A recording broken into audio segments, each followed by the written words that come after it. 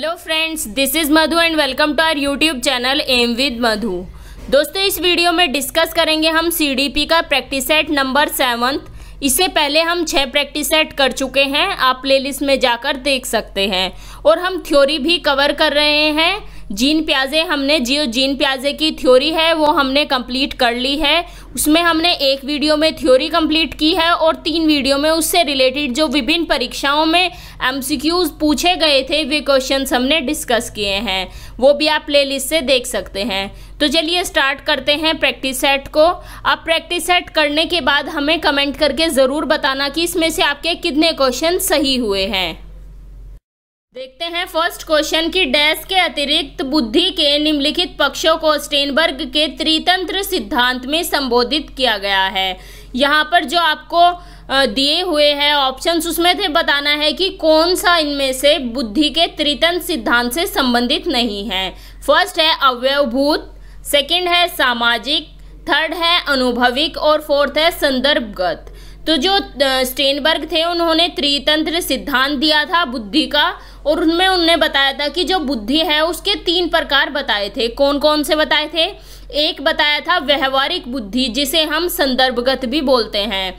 एक बताया था रचनात्मक बुद्धि या फिर इसे अनुभवात्मक भी बोला जाता है।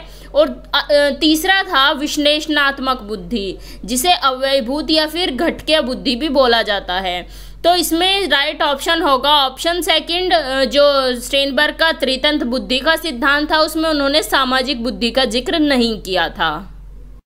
नेक्स्ट क्वेश्चन है हावर्ड गार्डनर का बुद्धि का सिद्धांत डैश पर बल देता है। ऑप्शन है सामान्य बुद्धि, सेकंड है विद्यालय में आवश्यक समान योग्यताओं, थर्ड है प्रत्येक व्यक्ति की विलक्षण योग्यताओं और फोर्थ है शिक्षार्थियों के अनुबंधित कौशलों।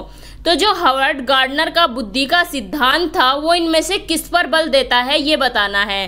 तो इसका राइट ऑप्शन होगा ऑप्शन थर्ड, यानी कि प्रत्येक व्यक्ति की विलक्षण योग्यताओं पर बल देता है। थर्ड क्वेश्चन है थ फ च ध्वनियाँ हैं। आपको बताना है कि जो थ फ और च ध्वनियाँ हैं वे क्या है। ऑप्शन है रूपिम, लेखिम, शब्दिम या फिर स्वर्णिम। तो इसका राइट ऑप्शन होगा ऑप्शन फोर्थ, ये है स्वर्णिम। फोर्थ क्वेश्चन है कक्षा में जेंडर रूढ़िबद्धता से बचने के लिए एक शिक्षक को। ऑप्शन है लड़के लड़कियों को एक साथ अपारंपरिक भूमिकाओं में रखना, सेकंड है अच्छी लड़की अच्छा लड़का कहकर शिक्षार्थियों के अच्छे कार्य की सराहना करनी चाहिए, थर्ड है कुश्ती में भाग लेने के लिए लड़कियों को निरुत्साहित करना, और फोर्थ है लड़कों को जोखिम उठाने और निर्भीक बनने के लिए प्रोत्साहित करना। तो कक्षा में जेंडर रूढ़िबद्धता से बचने के लिए एक शिक्षक को क्या करना चाहिए ये बताना है। तो इसका राइट ऑप्शन होगा ऑप्शन फर्स्ट, यानी कि लड़के लड़कियों को एक साथ अपारंपरिक भूमिकाओं में रखना। पहले जो परंपरा से चलती हुई आ रही है वो क्या है कि पहले क्या होता था, लड़के और लड़कियों को अलग अलग शिक्षा दी जाती थी। इसी वजह से बोला है कि लड़के लड़कियों को एक साथ अपारंपरिक भूमिकाओं में रखना, मतलब कि लड़कों और लड़कियों को एक साथ रखना, एक साथ उन्हें शिक्षा देना और कोई भी ऐसा वर्ड यूज ना करना जो जेंडर रूढ़िबद्धता को दर्शाता हो। सेकंड दिया है अच्छी लड़की अच्छा लड़का कहकर शिक्षार्थियों के अच्छे कार्य की सराहना करना। ये तो दर्शा ही रहा है कि लड़के और लड़कियों में भेदभाव हो रहा है। थर्ड है कुश्ती में भाग लेने के लिए लड़कियों को निरुत्साहित करना, मतलब कि टीचर अगर ऐसा करे कि लड़कियां कुश्ती में भाग नहीं लेना, लड़कियों को उन्हें डिस्करेज करे इसके लिए, ये भी जेंडर रूढ़िबद्धता को बढ़ाता है। फोर्थ है लड़कों को जोखिम उठाने और निर्भीक बनने के लिए प्रोत्साहित करना, ये भी, क्योंकि यहाँ पे लड़कों को जोखिम उठाने की बात की हुई है, क्या लड़कियां जोखिम नहीं उठा सकती? तो इसका राइट ऑप्शन होगा ऑप्शन फर्स्ट, लड़के लड़कियों को एक साथ अपारंपरिक भूमिकाओं में रखना। इससे जेंडर रूढ़िबद्धता है जो उससे बचा जा सकता है। फिफ्थ क्वेश्चन है विद्यालयों को किसके लिए व्यक्तिक भिन्नताओं को पूरा करना चाहिए। ऑप्शन है व्यक्तिक शिक्षार्थियों के मध्य खाई को कम करने के लिए, सेकंड है शिक्षार्थियों के निष्पादन और योग्यताओं को समान करने के लिए, थर्ड है यह समझने के लिए कि क्यों शिक्षार्थी सीखने के योग्य या अयोग्य है, और फोर्थ है व्यक्तिक शिक्षार्थियों को विशिष्ट होने की अनुभूति कराने के लिए। तो विद्यालय में जो व्यक्तिक भिन्नता है उसे क्यों पूरा करना चाहिए? तो इसका राइट ऑप्शन होगा ऑप्शन थर्ड कि यह समझने के लिए कि क्यों शिक्षार्थी सीखने के योग्य या अयोग्य है। जो कक्षा है, कक्षा में इंडिविजुअल डिफरेंसेस पाए जाते हैं। हर बच्चा एक दूसरे बच्चे से भिन्न होता है। कोई भी दो बच्चे एक जैसे नहीं होते। उनके पढ़ने का तरीका अलग होता है, उनका बातचीत करने का तरीका अलग होता है। इसीलिए उन्हें पढ़ाने के मेथड भी अलग अलग शिक्षक को यूज़ करने चाहिए, क्योंकि कोई बच्चा किसी एक मेथड से अच्छे से सीख पाता है जबकि दूसरा बच्चा उस मेथड को अच्छे से समझ नहीं पाता। तो हर बच्चा अलग होता है। इसीलिए यह समझने के लिए कि क्यों शिक्षार्थी सीखने के योग्य या अयोग्य है, इसके लिए व्यक्तिक भिन्नताओं को पूरा करना चाहिए। शिक्षक को व्यक्तिक भिन्नताओं पर ध्यान अच्छे से देना चाहिए। तो फिफ्थ का राइट ऑप्शन होगा ऑप्शन थर्ड। नेक्स्ट क्वेश्चन है, शिक्षार्थियों में व्यक्तिक भिन्नताओं को संबोधित करने के लिए एक विद्यालय किस प्रकार का सहयोग उपलब्ध करा सकता है? ऑप्शन है बाल केंद्रित पाठ्यचर्या का पालन करना और शिक्षार्थियों को सीखने के अनेक अवसर उपलब्ध कराना। सेकंड है शिक्षार्थियों में व्यक्तिक भिन्नताओं को समाप्त करने के लिए हर संभव उपाय करना। थर्ड है धीमी गति से सीखने वाले शिक्षार्थियों को विशेष विद्यालय में भेजना। और फोर्थ है सभी शिक्षार्थियों के लिए समान स्तर की पाठ्यचर्या का अनुगमन करना। तो शिक्षार्थियों में व्यक्तिक भिन्नताओं को संबोधित करने के लिए किस तरह से विद्यालय अपना सहयोग दे सकता है? तो इसका राइट ऑप्शन होगा ऑप्शन फर्स्ट, बाल केंद्रित पाठ्यचर्या का पालन करना और शिक्षार्थियों को सीखने के अनेक अवसर उपलब्ध कराना। क्योंकि अभी हम पिछले क्वेश्चन में डिस्कस कर चुके हैं, जो शिक्षार्थी हैं उनमें पाई जाती है व्यक्तिक भिन्नता। वे अलग अलग तरीके से सीखते हैं। इसीलिए शिक्षक को चाहिए कि वो अनेक अवसर उपलब्ध कराए ताकि जो शिक्षार्थी है वो अच्छे से किसी भी प्रकरण को, किसी भी तथ्य को अच्छे से सीख पाए। तो 6 का राइट ऑप्शन होगा ऑप्शन फर्स्ट। 7वां क्वेश्चन है, सतत और व्यापक मूल्यांकन डैश पर बल देता है। इसमें आपको बताना है जो सीसी है, कॉन्टिन्यूअस एंड कॉम्प्रिहेंसिव इवैल्यूएशन, वो किस पर बल देता है ये बताना है। ऑप्शन से सीखने को सुनिश्चित करने के लिए व्यापक स्केल पर निरंतर परीक्षण। सेकंड है सीखने को किस प्रकार अवलोकित, रिकॉर्ड और सुधारा जाए, इस पर। थर्ड है शिक्षण के साथ परीक्षाओं का सामंजस्य। और फोर्थ है बोर्ड परीक्षाओं की अनावश्यकताओं पर। तो जो सीसी है वो किस पर बल देता है ये बताना है। तो इसका राइट ऑप्शन होगा ऑप्शन सेकंड, यानी कि सीखने को किस प्रकार अवलोकित, रिकॉर्ड और सुधारा जाए, इस पर। सीसी में जो एक्टिविटी है वो आपकी शिक्षण अधिगम प्रक्रिया के दौरान मूल्यांकन आपका चलता रहता है। शिक्षक पाठ को पढ़ाते समय इस चीज़ का ध्यान रखता है कि बच्चे की कहाँ सीखने में प्रॉब्लम आ रही है और उसे शिक्षक सुधारने की कोशिश करता है। तो जो सीसी है वो इस चीज़ पर बल देता है कि सीखने को किस प्रकार अवलोकित, रिकॉर्ड और सुधारा जाए। नेक्स्ट क्वेश्चन है विद्यालय आधारित आकलन। ऑप्शन है शिक्षा बोर्ड की जवाबदेही कम कर देता है। सेकंड है सार्वभौमिक राष्ट्रीय मानकों की प्राप्ति में बाधा उत्पन्न करता है। थर्ड है परिचित पर्यावरण में अधिक सीखने में सभी शिक्षार्थियों की मदद करता है। और फोर्थ है शिक्षार्थियों और शिक्षकों को अंगभीर और लापरवाह बनाता है। तो जो विद्यालय आधारित आकलन होता है उसके बारे में आपको बताना है। इसका राइट ऑप्शन होगा ऑप्शन थर्ड, यानी कि परिचित वातावरण में अधिक सीखने में सभी शिक्षार्थियों की मदद करता है। विद्यालय आधारित आकलन, इस जो विद्यालय आधारित आकलन होता है, जो शिक्षार्थी है वो अपने विद्यालय को अच्छी तरह से उससे परिचित है, उसके वातावरण से परिचित है। तो जहाँ बच्चा जिस चीज़ से परिचित होगा वहाँ बच्चा अधिक सीखेगा। तो परिचित वातावरण में अधिक सीखने में सभी शिक्षार्थियों की मदद करता है विद्यालय आधारित आकलन। तो 8 का राइट ऑप्शन होगा ऑप्शन थर्ड। 9वां क्वेश्चन है सीखने की तत्परता डैश की ओर संकेत करती है। ऑप्शन से शिक्षार्थियों का सामान्य योग्यता स्तर। सेकंड है सीखने के सात्यक में शिक्षार्थियों का वर्तमान संज्ञानात्मक स्तर। थर्ड है सीखने की कार्य की प्रकृति को संतुष्ट करने। और फोर्थ है थॉर्नडाइक का तत्परता का नियम। तो जो सीखने की तत्परता है वो किस चीज़ की ओर संकेत करती है आपको ये बताना है। सीखने की तत्परता का मतलब है कि बच्चे का संज्ञानात्मक स्तर कितना है, जो जिस चीज़ को हम बच्चे को सिखा रहे हैं क्या वो बच्चा उस संज्ञानात्मक रूप से उस चीज़ को सीखने के लिए तैयार है भी या नहीं, इस चीज़ की ओर संकेत करती है सीखने की तत्परता।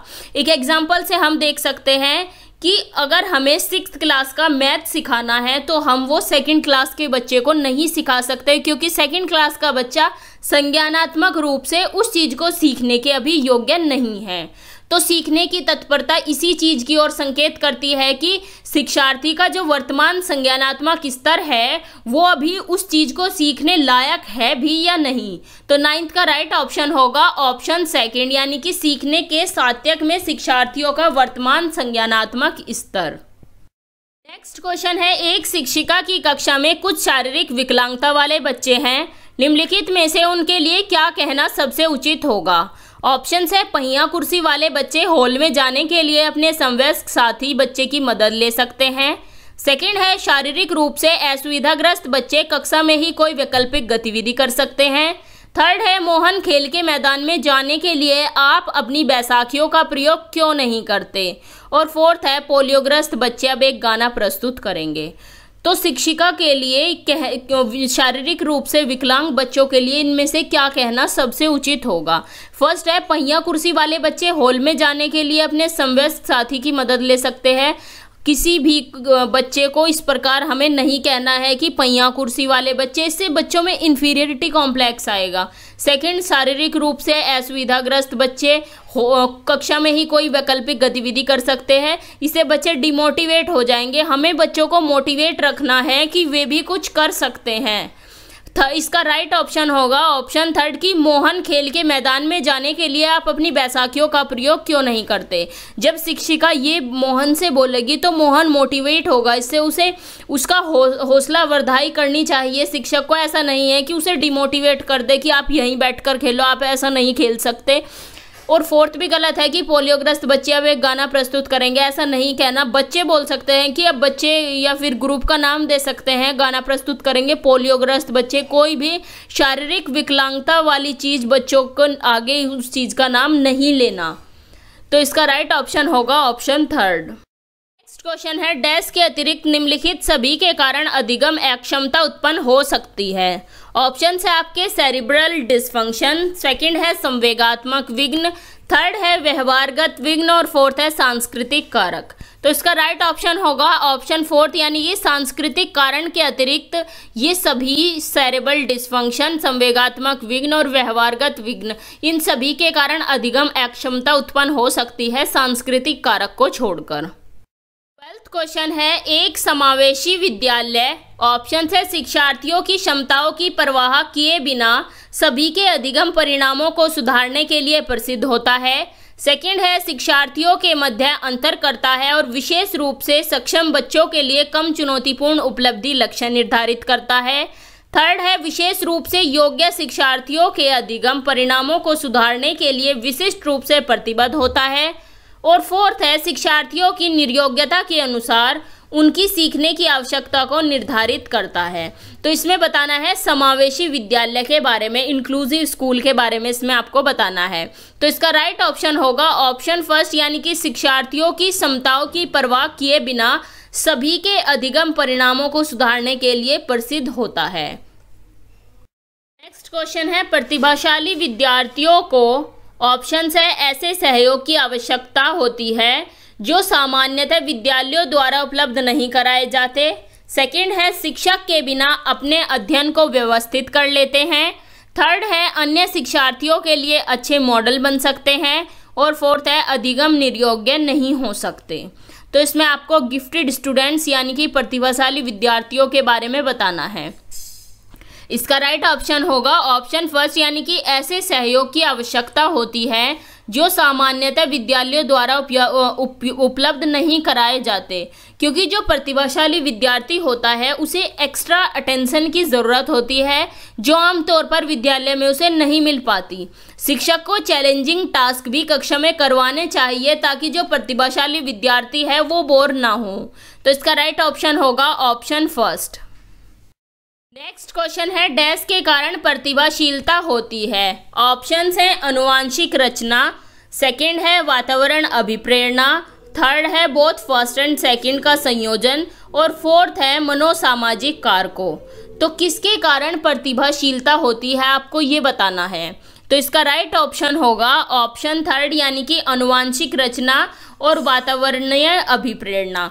क्योंकि जो अनुवांशिक रचना है, जो हमें हेरिडिटी से मिलते हैं बहुत सारी चीज़, जैसे आप म्यूज़िक का उदाहरण ले सकते हैं। ऐसा नहीं है कि म्यूज़िक जो है वो खाली हेरिडिटी से ही मिलता है। आपकी जो आवाज़ है वो गॉड गिफ्टेड हो सकती है, लेकिन आपकी रियाज की जो ज़रूरत है वो आपका वातावरणीय कारक है उसके लिए। जो वॉटसन है, वॉटसन कहते थे कि आप मुझे एक बच्चा दो, मैं उसे जो चाहे वो बना सकता हूँ। मैं उसे अपराधी बना सकता हूँ, मैं उसे डॉक्टर बना सकता हूँ, उसे इंजीनियर बना सकता हूँ, डाकू बना सकता हूँ। जो चाहे, जैसा मैं उसे वातावरण दूंगा वो बच्चा वैसा ही बन जाएगा। तो यहाँ वातावरण का इफेक्ट दिखाई देता है कि वातावरण का प्रभाव भी प्रतिभाशीलता पर बच्चे की पड़ता है। तो 14 का राइट ऑप्शन होगा ऑप्शन थर्ड। क्वेश्चन है, बच्चों में सीखने और सुनने के लिए अधिगम योग्य वातावरण के लिए निम्नलिखित में से कौन सा उपयुक्त है।